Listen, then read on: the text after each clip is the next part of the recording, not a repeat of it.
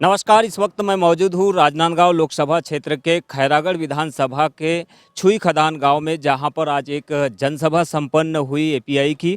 और एपीआई के national president Dhiman विजय मानकर हमारे साथ मौजूद है। किस तरह की ये जनसभा थी, किस तरह का संदेश उन्होंने यहाँ के लोगों को दिया है, देश के लोगों को दिया है, आइए समझते हैं। सर बताएंगे क्या संदेश दिया आपने इस जनसभा के माध्यम से? संदेश तो बहुत कुछ दिया है। एक तो यूक्रेन इशू पर जो क्राइसिस है वर्ल्ड में, उसके ऊपर एक मेजर संदेश दिया कि कैसे यूनाइटेड नेशंस ने जो इंटरनेशनल लॉ ले डाउन किया उसको रशिया ब्रेक कर रहा है और इंडिया को थिंक करना चाहिए क्योंकि एक मेजर क्राइसिस हो सकता है। एपीआई की जो नीति है, हमें युद्ध नहीं चाहिए, इंटरनेशनल लॉ से समाधान चाहिए, उस पर मैंने कहा। और यूक्रेन में 20,000 से ऊपर जो भारत के जो बच्चे हैं, जो गोंडवाना, इंडिया भारत के पहले गोंडवाना था, तो गोंडवाना के जो स्टूडेंट्स जो है, जो यूक्रेन में 20,000 से ज़्यादा मेडिकल और इंजीनियरिंग को पढ़ने जाते हैं, आईटी सेक्टर में जाते हैं, वो क्यों जा रहे हैं? यानी उनको यहाँ हो सकता है ज़्यादा खर्चा लग रहा है, सीट्स नहीं है। तो आत्मनिर्भर भारत के ऊपर में मैंने प्रश्न उठाया है कि ये आत्मनिर्भर भारत को सूट नहीं करता है। इंडिया में ही उनको जो है उस तरह का फैसिलिटी मिलना चाहिए। उसके साथ छत्तीसगढ़ को लेकर, क्योंकि छत्तीसगढ़ में खैरागढ़ में उपचुनाव होने वाला है, उसमें एपीआई कॉन्टेस्ट करेगी और पूरे छत्तीसगढ़ को लेकर जो एपीआई का प्लान रहा है कि एपीआई की गवर्नमेंट बनाना है आदिवासियों के नेतृत्व में, उस पर मैंने बात की। और मोदी सरकार की जो मेजर फेलियर्स है, अनएम्प्लॉयमेंट एंड इन्फ्लेशन, और उसके बाद में profit making public sector enterprises का जो है वो प्राइवेटाइजेशन एक तरह से, और किसानों की आय बढ़ाने को लेकर और उनकी एग्रीकल्चर को एक इंडस्ट्री को बनाने को लेकर जो मेजर फेलियर्स है। और मोदी जी जब भी ऐसा कुछ होता है तो नेहरू को याद करते हैं, उनके ऊपर इल्ज़ाम लगाते हैं। इसको लेकर पॉलिटिकल कुछ कंटेक्स्ट में बात की है। मिशन 2023-24 का आपने जिक्र किया है, किस तरह के मिशन पर आप काम कर रहे हैं और छत्तीसगढ़ में क्या रहेगा आगे आपका मिशन 2023-24, क्योंकि अब आने वाले समय में इलेक्शन भी यहाँ पे लगभग तैयारियां शुरू हो जाएगी।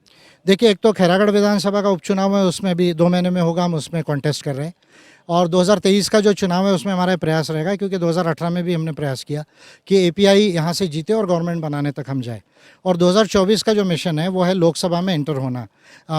एपीआई के सांसद लोकसभा में जाना चाहिए और मैं स्वयं कॉन्टेस्ट कर रहा हूँ, तो मैं भी लोकसभा में जाऊँगा।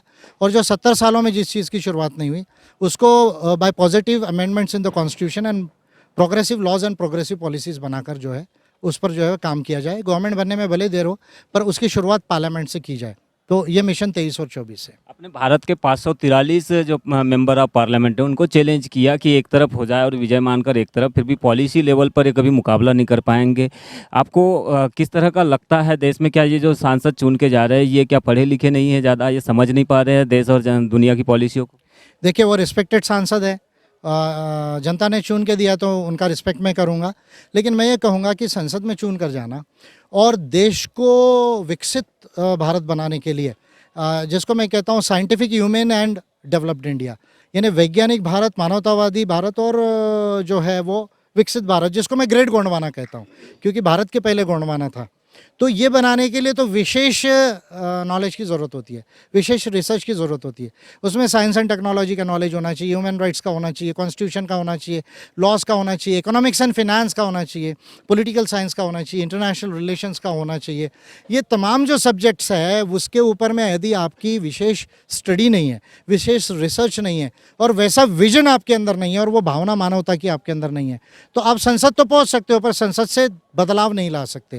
ट्रांसफॉर्मेशन जो है, इंडिया को ट्रांसफॉर्म करके अमेरिका चाइना के बराबर लाना है, ग्रेट गोंडवाना बनाना है, वो नहीं कर पाएंगे।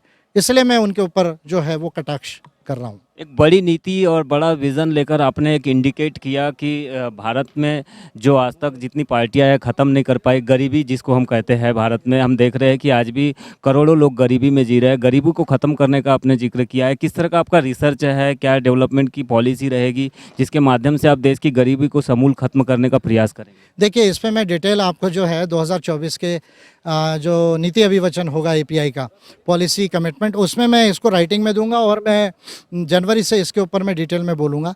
पर मैं शॉर्ट में ये कह सकता हूँ कि इंडिया का जो नेचुरल वेल्थ है और जो ह्यूमन वेल्थ है और जो क्रिएटेड वेल्थ है, जो हम गुड्स एंड सर्विसेज से क्रिएट करते हैं, अगर ये तीनों चीज़ों को मिला दिया जाए और इसका कैलकुलेशन यदि किया जाए तो 28 करोड़ जो परिवार है देश के अंदर में, वो 28 करोड़ परिवारों को विशेष नीतियों के माध्यम से और विशेष इनकम प्रोविजंस के माध्यम से ऐसा प्रोविज़न किया जा सकता है कि वो कम से कम गरीब तो ना रहे, मिडिल लेवल में अमीर हो सकते हैं। बहुत अगर अमीर ना भी हो तो मिडिल लेवल से पहले 10 सालों में अमीर हो सकते हैं। उसके बाद तो अगर वो फाइनेंस को कैसा सीखते हैं उस पर डिपेंड है कि वो आगे और कैसे अमीर रहेंगे। तो ये थे एपीआई के राष्ट्रीय अध्यक्ष धीमान विजय मानकर, जिन्होंने देश और दुनिया की तमाम बड़ी बातों पर अपने विचार रखे, बड़ी नीतियों पर विचार रखा और साथ में उन्होंने अभी से ही ये चैलेंज कर दिया है कि देश में गरीबी खत्म करने की एक प्लानिंग, एक नीति उन्होंने तैयार कर ली है, जिसका रिसर्च उन्होंने तैयार कर लिया है और इसको आने वाले 2024 के लोकसभा इलेक्शन में वे डिक्लेयर कर देंगे।